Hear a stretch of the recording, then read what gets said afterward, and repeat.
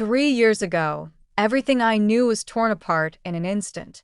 My body broken, my independence gone. But in the wreckage, he appeared, an unexpected presence that would alter the course of my life forever. The accident spared my life, but at what cost? Now, as I lie in the silence of my home, it's not the pain in my legs that haunts me, but the closeness of his touch. Is this a mother's bond or something far more dangerous? And when our shared secrets begin to surface, how much longer can we pretend we are merely mother and son? 3 years ago, an accident changed everything for me. It took my legs, stripped away my independence, and almost extinguished my will to live. Yet, it brought him to me in a manner I could have never anticipated. To begin, I extend my heartfelt gratitude to my amazing subscribers. Your support allows me to weave tales that explore the intricate and unrefined aspects of existence. This tale is quite intricate. Stay close to my side. The doctor remarked that I had a stroke of luck. Fortune smiled upon me as the semi-truck narrowly missed turning me into a mere memory. Fortunate it is that my spine remained intact. Fortune smiled upon me that night, for my son Ethan was not in the car with me. Fortunate, they remarked, a humorous term for a lady who struggles to take more than 10 steps without her legs protesting loudly. In the days when Ethan was off to school, our quaint Ohio house seemed to stretch endlessly, echoing with the silence of his absence. Now it seems rather cramped. He seems to be all around us, preparing meals, fluffing my pillows, and gently lifting me into the shower when my strength fades. My son, my companion. But here lies the truth that often goes unspoken when one embarks on the journey of parenthood at the tender age of 16. In the passage of time, they eventually reach adulthood, truly elevated. Ethan, once a lanky figure, now stands at 19 with a sturdy, broad frame that commands attention. His hands bear the marks of hard work, roughened by the toil of construction.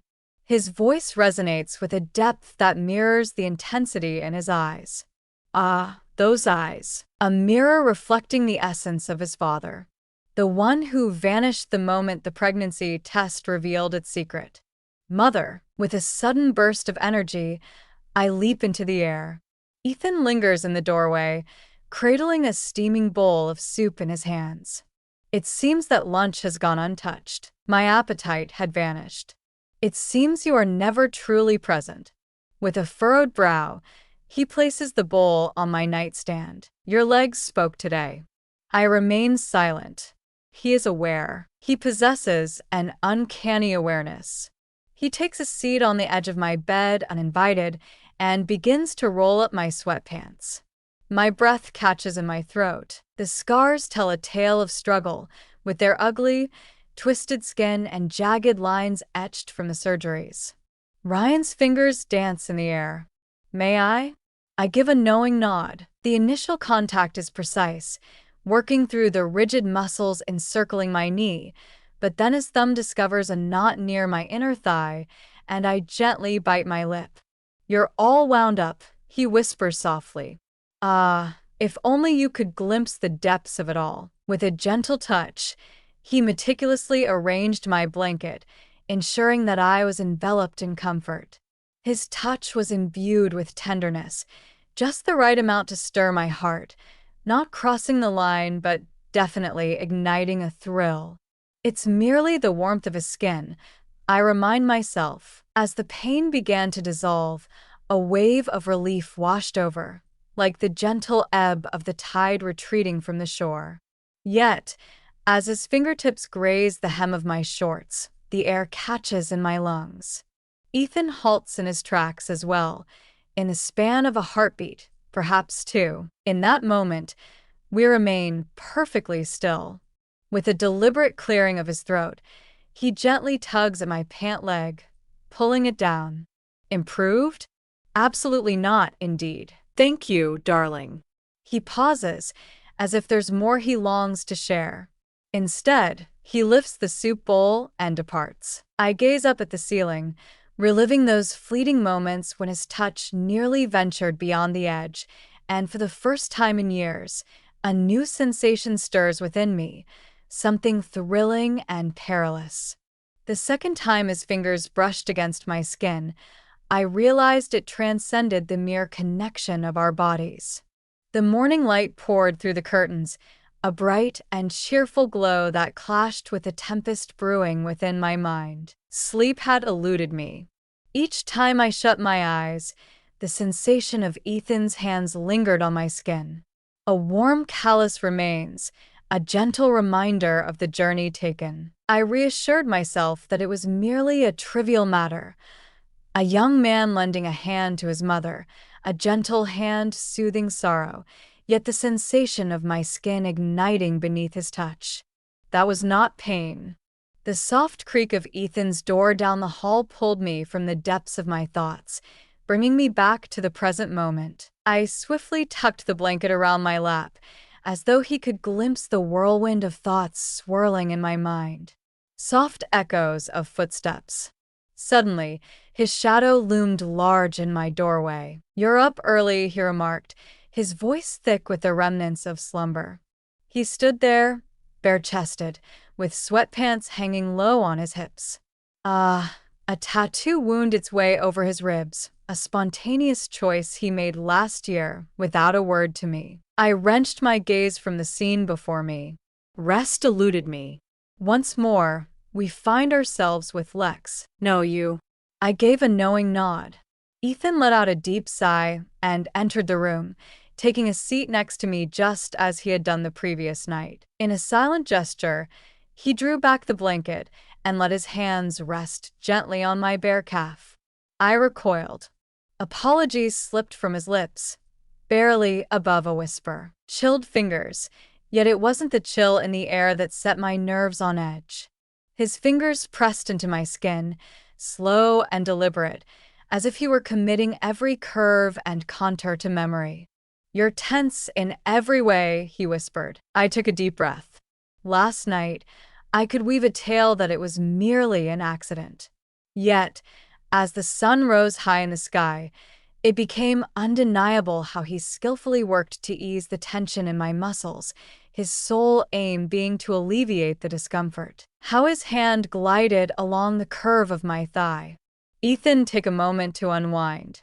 His voice resonated with a richness that was more profound than ever before. "Take a moment to unwind. Allow your body to find its peace and rejuvenate." I was not resisting the soothing touch of the massage. I found myself in a battle against this.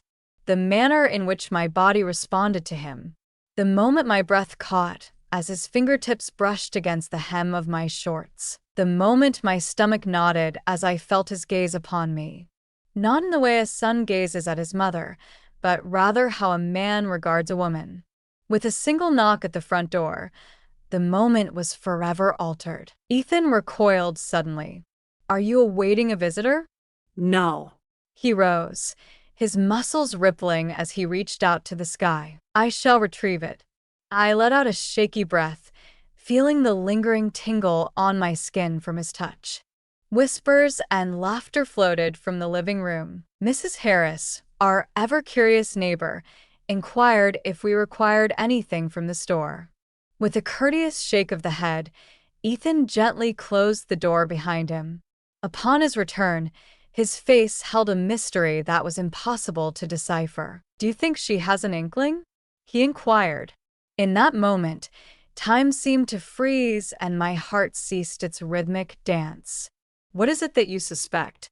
With a sly grin, he reveled in the moment. The tale of the casserole dish that remains unreturned, a lingering reminder of our unfulfilled promise from last month. I let out a nervous chuckle, my hands quivering as a fleeting thought crossed my mind. Did he mean us?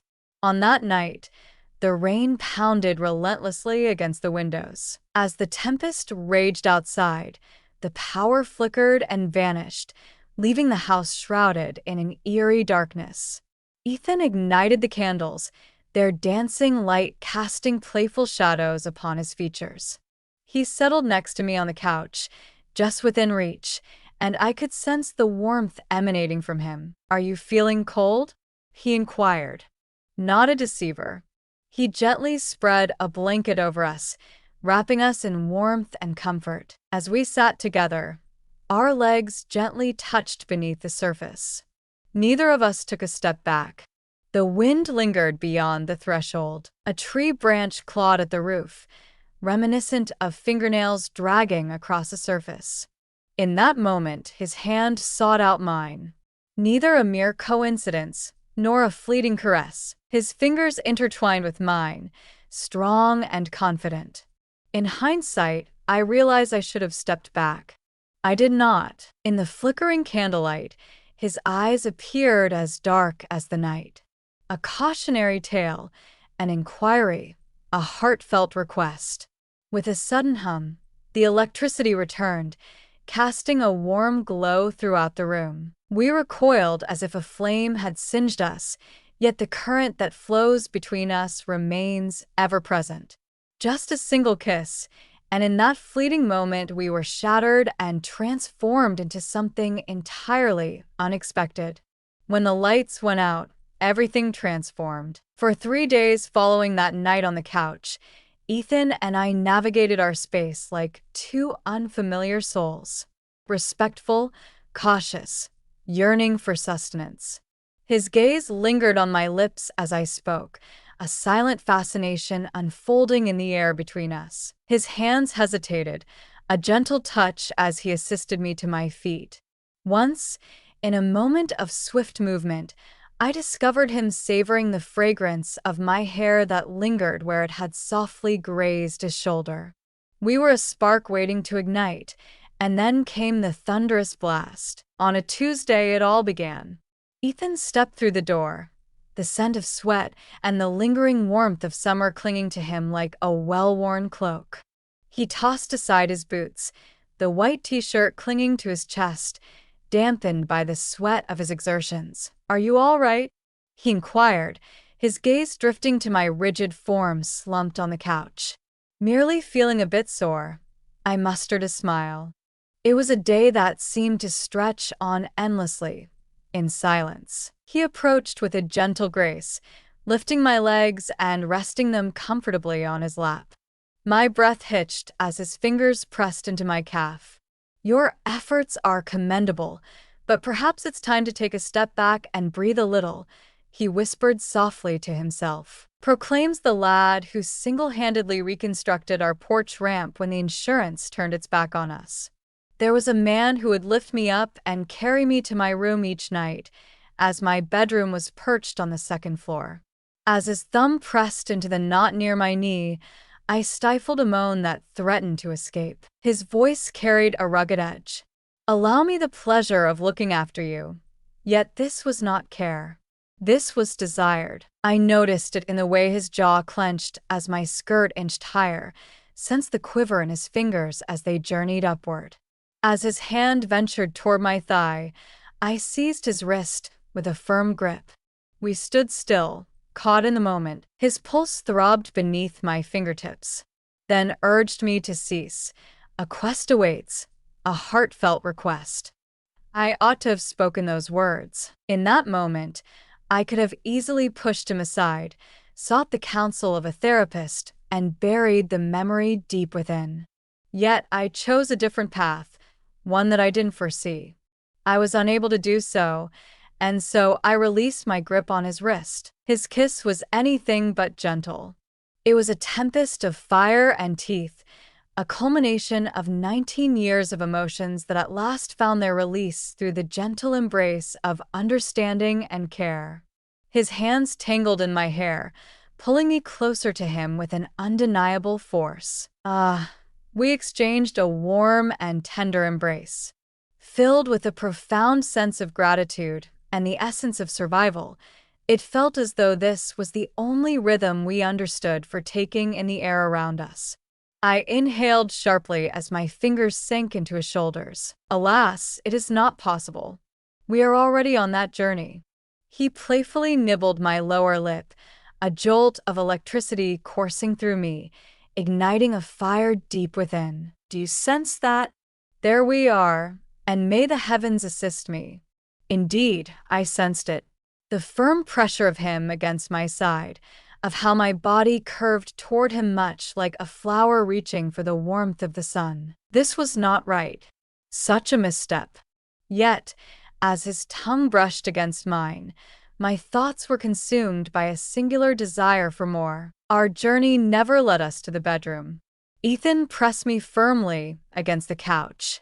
His hips moved in a rhythmic dance as I grasped at the fabric of his shirt. The collar ripped, yet it mattered not to either of us. Gaze upon me. With a low rumbling growl, he expressed his discontent. What I witnessed left me utterly broken. There was something deeper than mere desire reflected in his gaze. It was love, a feeling that danced through the air like a gentle breeze, wrapping around hearts and igniting souls, the kind that shatters bones, the kind that etches itself into memory. In the stillness that followed as we lay entwined, the whispers of reality began to seep in. Ethan's fingers danced in gentle circles on my bare shoulder. Are you all right? Absolutely not, indeed. He was aware of my deception, just as I recognized his lack of remorse. When he finally found his words once more, his voice was so soft that I nearly let it slip away unnoticed. From the tender age of 15, my heart has longed for you. A chill ran through me, for it was clear now that this was no mere accident. It was a tale waiting to unfold. Some silences resonate more profoundly than spoken words. The morning arrived, its light piercing and intense. As dawn broke, I found myself awake before Ethan. The burden of our actions settled upon me, heavy and palpable, as if it were an object I could touch. The sheets retained his essence, a blend of sweat, sawdust, and an unmistakable hint of masculinity. My son, my source of strength, the one who remained by my side when all others had turned away. Oh, what have we wrought? In the heart of the kitchen, he discovered me lost in thought, my gaze fixed on the coffee maker, as if it held the answers to unspoken questions. Greetings, he whispered, his voice thick with the remnants of slumber. My gaze was averted from him. It was unbearable to witness the softness reflected in his gaze. Of the gentle warmth that was never meant to exist, Mom placed a gentle hand on my shoulder. Cozy. Known and recognized incorrect, I recoiled in surprise. The pain that flickered in his eyes pierced through the heart more than the sharpest blade ever could. We danced around one another, much like celestial bodies tracing their paths through the vastness of space. He was making every effort to draw my gaze. His fingers would lightly graze against mine each time he handed me something. I find myself drifting away, constructing barriers with each soft expression of gratitude. And might I kindly request the salt be passed my way? By dinner, the air was heavy with tension, palpable and suffocating. At last he spoke. You're punishing me. He gently nudged his plate aside. What am I shielding us from this point onward? My voice faltered. Oh, the glances we would receive if they only knew our tale, from the shame that will consume us whole if we allow this to persist. His jaw clenched with unspoken tension. I stand proud. Indeed you shall be. That night I could hear him wandering restlessly in his chamber. The floorboards groaned softly beneath his steps. With every step, the sound reverberated softly through the fragile walls. And then a hush fell over the scene. The door creaked open with a soft click. Moonlight poured over the bed, casting a silvery glow as he lingered in the shadows. With his shirt absent, his chest heaved and fell in a rapid rhythm. I cannot feign. He spoke with a rough edge to his voice. Not alongside you. My determination faded, for I was unable to do so either. Silence enveloped the space as he made his way across the room. There was no necessity for it. Each gentle caress, each fleeting gaze, each ragged breath whispered truths that words could never capture. It was here that our fate was sealed, and we plunged in without hesitation. A year has passed, yet the neighbors continue to share tales of our remarkable bond. At the grocery store, Mrs. Jenkins remarks on the unwavering devotion of her son. He consistently shows great devotion to his mother, tending to her needs with unwavering love. I offer a courteous smile as I delicately adjusted the bracelet he had bestowed upon me. Memories of that moment flooded back, a symbol of our enduring connection as family rests upon my left hand, the figure who remains unchallenged, for it is a truth often accepted that single mothers seldom find new partners. Do they indeed? As we stroll toward the car, Ryan's fingers intertwine with mine, creating a moment that feels both tender and timeless. No one gives it a second glance. The mystery lingers in the air, shrouded in whispers and secrets. A question posed, yet the answer dances just out of reach, leaving us to ponder the unknown. And that's precisely how we prefer it.